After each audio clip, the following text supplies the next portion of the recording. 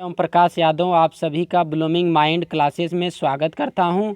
आज की इस वीडियो में हम लोग चिपको आंदोलन के संबंध में संपूर्ण जानकारी प्राप्त करने वाले हैं। यह आंदोलन वैसे तो 1970 के दशक में महिलाओं के द्वारा सर्वप्रथम शुरू किया गया था, लेकिन यह आंदोलन इस समय चर्चा में इसलिए है क्योंकि इसके प्रणेता जिन्होंने इस आंदोलन को फर्श से लेकर अर्श पर लेकर गए थे, उनका अभी 21 मई को हाल ही में कोरोना से निधन हो गया। तो दोस्तों यहाँ बात करते हैं कि चिपको आंदोलन होता क्या है। चिपको आंदोलन का मतलब एक ऐसा आंदोलन जिसके अंतर्गत व्यवसाय के लिए लंबे पैमाने पर हो रहे वृक्षों की कटाई को रोकने के लिए लोगों के द्वारा चलाया गया, और जिसके अंतर्गत लोग यदि कोई वृक्ष काट रहा है तो जाकर वृक्ष से चिपक कर खड़े हो जाते थे, जिससे वह वृक्ष को काटना रोक देता था। तो इसकी शुरुआत की बात वैसे मुख्य रूप से शुरुआत जो इसकी होती है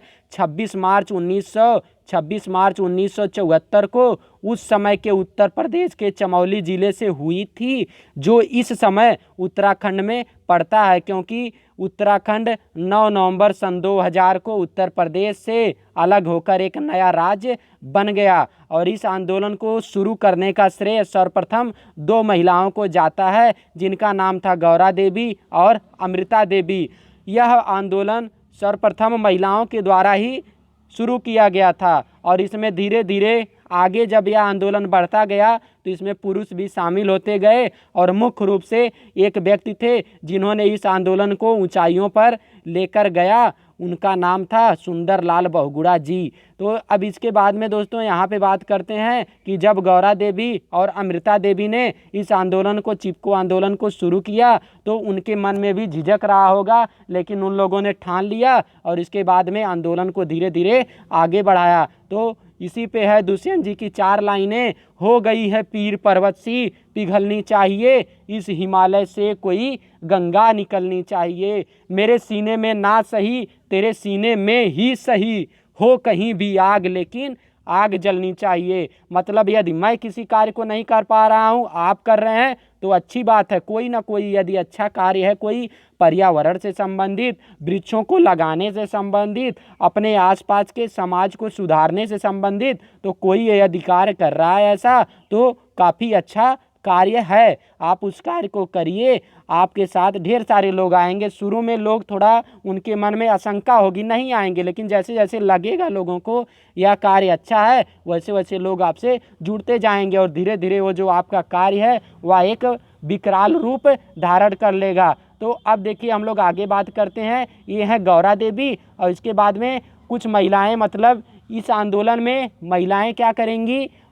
शुरू में तो महिलाएं हिस्सा ली थी, इसलिए महिलाएं मतलब पेड़ से चिपक जाती थी, जिससे मतलब कि पेड़ को काटने से बचाया जाने लगा। लेकिन यह आंदोलन धीरे धीरे भारत के अनेक हिस्सों में जब फैलने लगा तो इसमें पुरुष भी भाग लेने लगे, और वो भी क्या किए, पेड़ों से चिपक कर उसको जो है कि कटने से बचाने में अपना योगदान देने लगे। फिर इसके बाद में यहाँ पे हम लोग बात करते हैं जो उत्तराखंड 9 नवंबर सन 2000 को उत्तर प्रदेश से अलग होकर नया राज्य बन गया, उसके विषय में बात करते हैं। तो उत्तराखंड की 2 राजधानियाँ हैं, एक है देहरादून और दूसरा है गैरसैंण है। और इसके बाद में इसके जो सीएम हैं, सीएम का नाम है तीरथ सिंह रावत, और यहाँ की जो राज्यपाल हैं उनका नाम है बेबी रानी मौर्य है। और इसके बाद में उत्तर प्रदेश की बात करते हैं। उत्तर प्रदेश की राजधानी लखनऊ है, और यहाँ के जो मुख्यमंत्री हैं योगी आदित्यनाथ जी हैं, और यहाँ की जो राज्यपाल हैं उनका नाम है आनंदीबेन पटेल। तो इस तरीके से आप लोग वीडियो को बार बार देखिए और अंत तक वीडियो को देखिएगा। फिर देखिए मैं बात करता हूँ यहाँ पे आपका चिपको आंदोलन के प्रणेता सुंदरलाल बहुगुणा जी थे, और सुंदरलाल बहुगुणा जी का जन्म 9 जनवरी 1927 को मरोड़ा टिहरी गढ़वाल उत्तराखंड में हुआ था। व्यवसाय से ये गांधीवादी विचारधारा के थे और पर्यावरणविद थे। पर्यावरणविद वृक्ष प्रेमी होने के कारण इन्हें वृक्ष मित्र भी कहा जाता है। तो आप लोग एग्जाम के पॉइंट ऑफ व्यू से इसको याद कर लीजिएगा कि वृक्ष मित्र किसको कहा जाता है, तो सुंदरलाल बहुगुणा जी को वृक्ष मित्र कहा जाता है। और इनकी जो मृत्यु 21 मई सन 2021 को 94 वर्ष की अवस्था में अखिल भारतीय आयुर्विज्ञान संस्थान ऋषिकेश उत्तराखंड में कोरोना के कारण हो गई। अब देखिए आगे यहाँ पे बात करते हैं इनसे संबंधित कुछ बातें। यह अपनी पत्नी श्रीमती बिमला नौटियाल के साथ,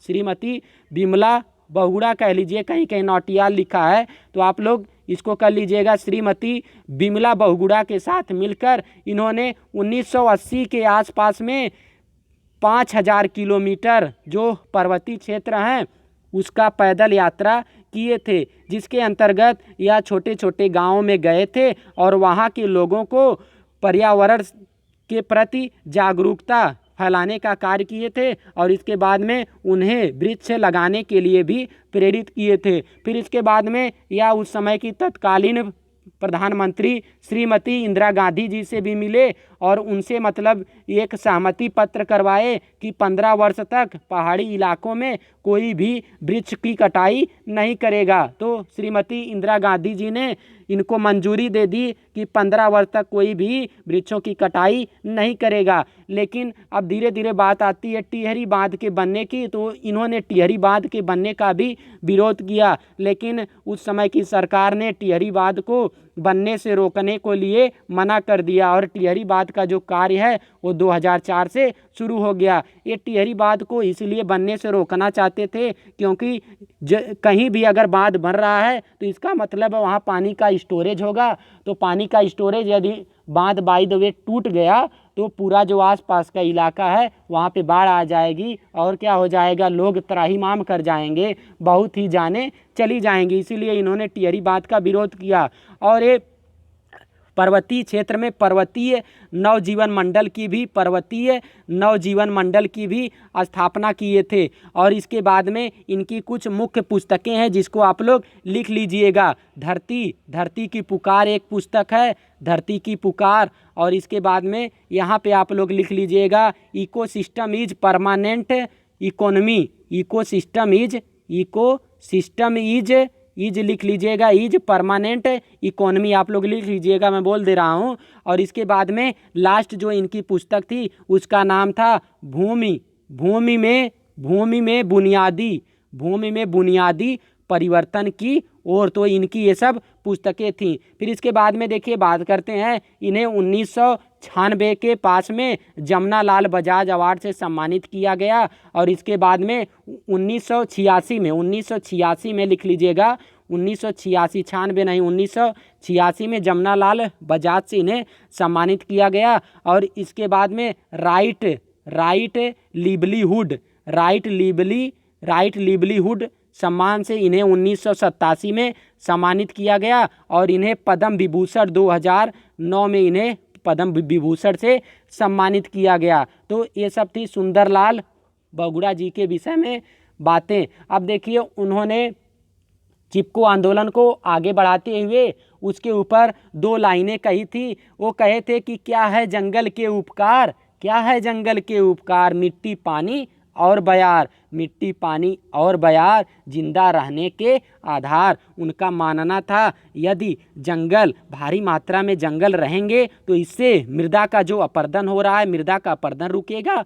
और प्लस में दूसरी बात है कि बाढ़ जो आ जाती है, बाढ़ को आने से पेड़ जो रोकते हैं। और तीसरी बात यह है कि यदि पेड़ लगे रहेंगे तो मौसम जो रहेगा वो अपने समय से परिवर्तित होता रहेगा और अच्छी मात्रा में वर्षा होगी जो कृषि के लिए काफ़ी लाभदायक होगी, क्योंकि भारत के 65% जो आबादी है वह कृषि पर आधारित है। और भारत का जो कहा जाता है कि जलवायु है मानसूनी जलवायु है, अर्थात उष्णकटिबंधीय मानसूनी जलवायु है। तो आप लोग जलवायु के विषय में यदि संपूर्ण जानकारी लेना चाहते हैं तो मैं डिस्क्रिप्शन बॉक्स में लिंक छोड़ दूंगा, वहां से आप लोग देख लीजिएगा। इस तरीके से आपको वीडियो काफ़ी अच्छा लग रहा होगा। तो अब देखिए हम लोग कुछ महत्वपूर्ण पर्यावरण दिवस के विषय में चर्चा कर लेते हैं। पहले दोस्तों बात करते हैं राष्ट्रीय विज्ञान दिवस। तो 28 फरवरी को मनाया जाता है राष्ट्रीय विज्ञान दिवस। और इसके बाद में 21 मार्च को मनाया जाता विश्व वानिकी दिवस। और 22 मार्च को मनाया जाता विश्व जल दिवस। 23 मार्च को मनाया जाता है विश्व मौसम दिवस। और इसके बाद में बात करते हैं 22 अप्रैल को मनाया जाता है पृथ्वी दिवस, और 22 मई को मनाया जाता है विश्व जैव विविधता दिवस, वर्ल्ड बायोडाइवर्सिटी डे। इसके बाद में दोस्तों यहाँ पे बात करते हैं हम लोग विश्व पर्यावरण दिवस, तो आपका मनाया जाता है 5 जून को विश्व पर्यावरण दिवस मनाया जाता है। और इसके बाद में 11 जुलाई को विश्व जनसंख्या दिवस, फिर 29 जुलाई को विश्व बाघ संरक्षण दिवस। देखिए अभी इस समय भारत में कुल 2967 बाघ हैं, जिसमें से 526 बाघ मध्य प्रदेश में हैं, तो इसलिए मध्य प्रदेश को टाइगर स्टेट घोषित कर दिया गया है। और विश्व के 70% जो बाघ हैं वो भारत में ही पाए जाते हैं। और इसके बाद में विश्व ओजोन संरक्षण दिवस 16 सितंबर को मनाया जाता है, क्योंकि 16 सितंबर 1987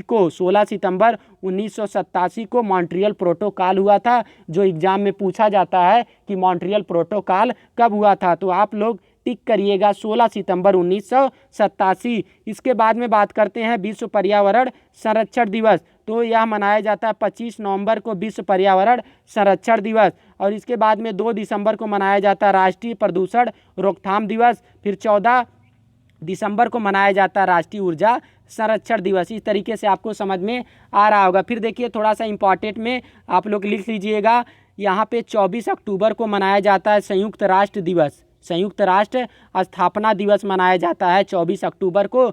इसके बाद में 10 दिसंबर को मनाया जाता है विश्व मानवाधिकार दिवस। तो दोस्तों जितना दिवस है उसको आप लोग एक बार रिवीजन कर लीजिएगा। यदि आप पढ़ चुके हैं तो आपका रिवाइज हो जाएगा, वीडियो को बार बार देखिए, रिवाइज हो जाएगा। तो आप लोग वीडियो को लाइक, शेयर और चैनल को सब्सक्राइब करके बेल आइकन को दबाना ना भूलें, जिससे आपको नेक्स्ट वीडियो का नोटिफिकेशन मिलता रहे। आप अपने दोस्त से भी कहें कि इस चैनल को सब्सक्राइब कर लें और बेल आइकन को दबा लें। तो धन्यवाद दोस्तों।